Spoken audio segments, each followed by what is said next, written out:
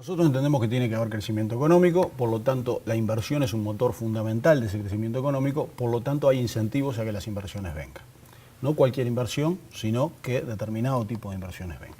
Y además hay otro motivo, que es el que hablábamos de los derrames, por el cual hay herramientas que el Estado tiene desde el punto de vista de incentivo y desde el punto de vista de control, y ustedes creo que van a estar con gente de la Dinama también, y eso resulta fundamental a la hora de este tipo de cosas que estamos hablando. Bueno, el Estado tiene el rol a jugar ahí para provocar esos derrames. ¿Para qué? Para que le llegue al ciudadano. El primer derrame claro es el empleo generado, ¿verdad?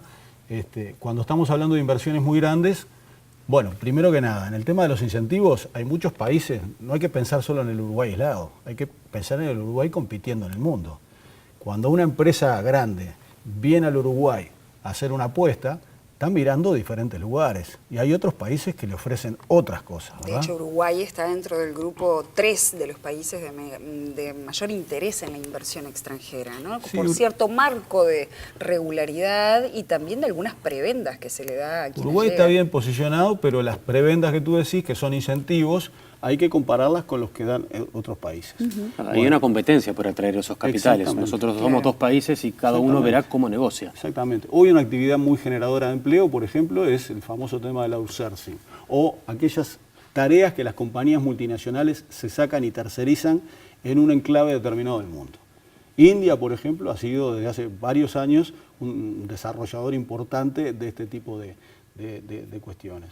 Genera empleo de calidad. Pero aquí en América Latina, sin ir más lejos, de Argentina o Córdoba en particular, Colombia, han desarrollado beneficios importantes a las compañías que llegan y de repente contratan 300 profesionales de un saque para una determinada actividad para trabajar para todo el mundo. No me quiero ir de lo otro. Por ejemplo, en la eventualidad de una tercera planta de celulosa en Uruguay, en este caso particular, para poner un ejemplo de la pregunta que tú me hacías, la localización de esta planta, ha sido anunciado, sería en el centro del país. El Uruguay tiene históricamente un desarrollo relativo diferente en todas sus áreas. Tiene una simetría muy grande en el país. Sí. Nosotros tenemos una suerte de L relacionada con el litoral y el sur, más desarrollada o con elementos de desarrollo superiores al centro del país y a la frontera con Brasil, por decirlo de alguna manera.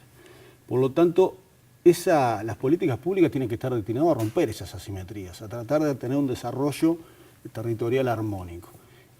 El hecho de tener un motor importante, en el caso de que se concrete, de este tipo en esa zona del país, derrama un montón de cosas de manera natural, pero otro montón de cosas que hay que trabajarlas como Estado. Precisamente yendo al punto de cuánto genera para el país del valor agregado, ¿cuánto valor agregado hay en la celulosa, por ejemplo? Hay mucho valor agregado. Pero las fuentes laborales, por ejemplo. Trabajan cerca de 10.000 personas directa e indirectamente. ¿Por qué? Porque, digamos, por ejemplo, hay desarrollo de viveros en Uruguay. Ciudad de Guichón, por ejemplo. Ciudad de Guichón adquirió una posibilidad de trabajo para unas 300 mujeres, porque son casi todas mujeres que trabajan en ello, en los viveros, por ejemplo, de la empresa UPM ya actual. ¿Verdad? Y eso implica, por ejemplo, derrames que hablábamos hoy, que le cambió la vida a un montón de gente. Y en estas otras zonas del país también le puede cambiar la vida a un montón de gente que de repente en tareas que está haciendo hoy, en changas o en trabajos más puntuales, informales, no va a lograr lo mismo que probablemente un montón de gente de Arévalo, del oeste de Cerro Largo, que pueda capacitarse en manejo de maquinaria e inclusive con la posibilidad de que sus hijos puedan tener la posibilidad, en función de esto, también de llegar a niveles de educación superior, inclusive a la universidad. Estoy pensando porque, bueno, más allá de la acotación del tiempo, ahí tenemos un ejemplo de gente que lo ve desde la vereda de enfrente y también en una localidad relativamente pequeña como San Gregorio de Polanco, quienes se dedican a la pesca allí dicen que exportan 300 toneladas al año de tararira hacia Brasil. Tienen un negocio de un volumen importante, más para esa zona, y están empleadas, ellos decían, arriba de 30 familias, entre directas e indirectas en esta actividad. Que no tiene por qué perderse en absoluto. Ellos consideran que los manejos de los embalses de las represas, vinculados a la necesidad que va a tener la planta eventual de celulosa de licuar todo lo que está saliendo adentro, va a afectar en demasía la fauna del río. La pregunta es, ¿se evalúa de alguna manera los posibles impactos negativos también sobre fuentes de trabajo, como en este caso, perder 300 toneladas de exportación a Brasil? A mí, yo no conozco, pero me suena fuerte. No debería tener impactos significativos. Se evalúa todo. Uruguay, por suerte, tiene elementos muy serios para trabajar en todos los aspectos, tanto a nivel de UTE y energía en los niveles de embalse, como, por ejemplo, a nivel de Dinama y los impactos que esto pueda tener. Cuando se define una prelocalización de la planta, está aguas abajo de San Gregorio de Polanco, por ejemplo. Hace muy poco le voy a poner un ejemplo. Perdón, ¿qué peso tiene la academia cuando hay, por ejemplo, un informe que relativiza la instalación de la planta sobre el Río Negro? Que hubo informes que decían, bueno, nosotros no consideramos que sea el mejor lugar. Sí, ¿sabes lo que pasa? Que todavía no ha habido informes. ¿Pero qué pesa todavía más? No ha habido informes contundentes y publicados acerca de esto, porque se está en una etapa en la cual hablamos en condicional. Ustedes vieron que yo he sido muy cuidadoso, hablamos en condicional. Ahora, el país tiene sus recorridos de audiencias públicas y todas las garantías que hay que tener a la hora de implantar un proyecto de este tipo para que la gente pueda tener su voz. La Dinama tiene contacto con la academia de manera fluida, por lo tanto me parece muy importante considerar eso. Quería poner un ejemplo. Si el informe de la academia fuera negativo, ¿Uruguay diría no se instala esta planta? Ay, sí, lógico. Hay que sopesar esto. Cuando hablábamos hoy al principio de que el hecho económico, el desarrollo social, el desarrollo ambiental tienen que ir juntos, de la mano. Yo agregaría otros, ¿no? El desarrollo cultural, por ejemplo. Cultura relacionada con arte, sino un tema más que nada con valores de una sociedad. El desarrollo político, todo tiene que ir de la mano.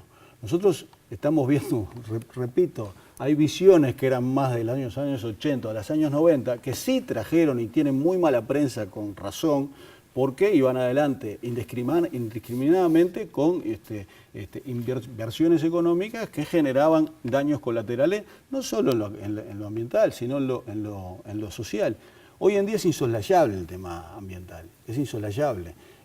Somos la última generación, dice mucha gente, capaz de poder revertir un proceso de cambio climático que increíblemente a nivel mundial algunos todavía siguen negando, y gente con poder. Entonces, me parece que eso es fundamental. Lo que no podemos es ver la realidad de manera simple, porque la realidad es compleja.